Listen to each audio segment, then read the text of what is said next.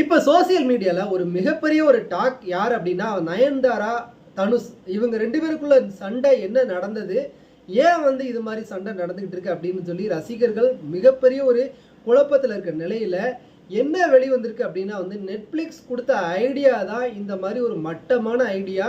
2 பேரும் ஃபைட் பண்ணுற மாதிரி ஃபைட் பண்ணுங்க, அந்த வீடியோவை பற்றி நீங்கள் பேசுனீங்க அப்படின்னா இது ஒரு மிகப்பெரிய ஒரு விளம்பரமாக இருக்கும், மக்கள் பார்ப்பாங்க அப்படின்னு சொல்லி நெட்ஃப்ளிக்ஸ் கொடுத்த மட்டமான ஐடியானால தனுஷ் ரசிகைகளும் சரி, நயன்தாரா ரசிகைகளும் சரி 2 பேரும் மாறி மாறி சண்டை போட்டதான் மிச்சம்.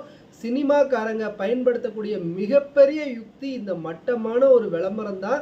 அதை நீங்கள் காதில் வாங்கிக்காதீங்க. நமக்கு உழைப்பு ரொம்ப முக்கியம், உழைச்சா மட்டும்தான் நமக்கு வீட்டில் அடுப்பு எரியும் அப்படிங்கிற ஒரு சூழலில் தேவையில்லாத விஷயத்தை சோசியல் மீடியாவில் இது மாதிரி கண்ட மேனிக்கு நேரத்தை செலவிடாதீங்க. காலம் பொன் போன்றது.